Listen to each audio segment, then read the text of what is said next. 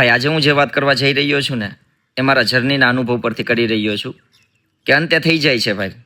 જે તમે વિચાર્યું છે કે જે તમારે કરવું છે ને એ અંતે થઈ જાય છે, પણ શરત એટલી છે કે તમારે શરૂઆત તો કરવી જ પડશે. તમારે પહેલું ડગલું તો માંડવું જ પડશે. માત્ર વિચાર કરવાથી નહીં થાય.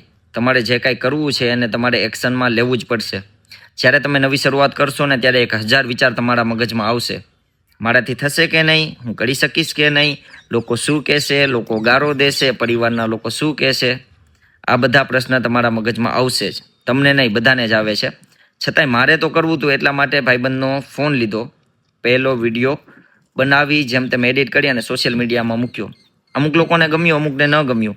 પછી ધીમે ધીમે ખરાબ કોમેન્ટો શરૂ થઈ, ખરાબ ગારો શરૂ થઈ અને હું ધીમે ધીમે મૂંઝાવા લાગ્યો. પણ પછી મને એમ થયું કે મારે કરવું છે, એટલા માટે થઈ અને આગળ ધીમે ધીમે હું વિડીયો પોસ્ટ કરતો ગયો. જેમ તેમ કરી અને શીખતો રહ્યો અને ધીમે ધીમે લોકો વચ્ચે આવી અને લોકો વચ્ચે પણ હું વિડીયો બનાવતો રહ્યો. અને ઘણીવાર તો મેં મારા કાને સાંભળ્યું છે કે શું આખો દિવસ વિડીયો બનાવે છે, ગાંડો થઈ જઈશ. પણ એ લોકોને મેં ક્યારેય જવાબ નથી આપ્યો. ધીમે ધીમે મેં મારું કામ ચાલુ રાખ્યું, શીખતો રહ્યો, વિડીયો અપલોડ કરતો રહ્યો.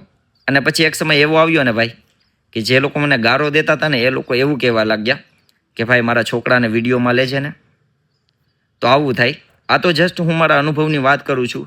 તમે પણ જો નવું કામ કે તમને જે તમારા જીવનમાં જે કરવું છે એ તમે કરવા જશો ને એટલે આ બધા અનુભવ તમારે કરવા જ પડશે અને આ બધામાંથી તમારે પસાર થવું જ પડશે. પણ જો કોઈનું સાંભળીને તમે અટકી જશો ને તો ત્યાં જ તમે અટકી જશો. સાંભળી લેવાનું, પોતાનું કામ કરતું રહેવાનું, ધીમે ધીમે આગળ વધતું રહેવાનું. પછી એક સમય એવો આવશે ને ત્યારે તમને કોઈનાથી ફેર નહીં પડે અને ત્યારે તમે સફળ થશો. અંતે કહેવાનો મતલબ એ છે કે થઈ જાય છે ભાઈ. જે તમે વિચાર્યું છે અને જે તમે કરવા માંગો છો ને એ થઈ જાય છે.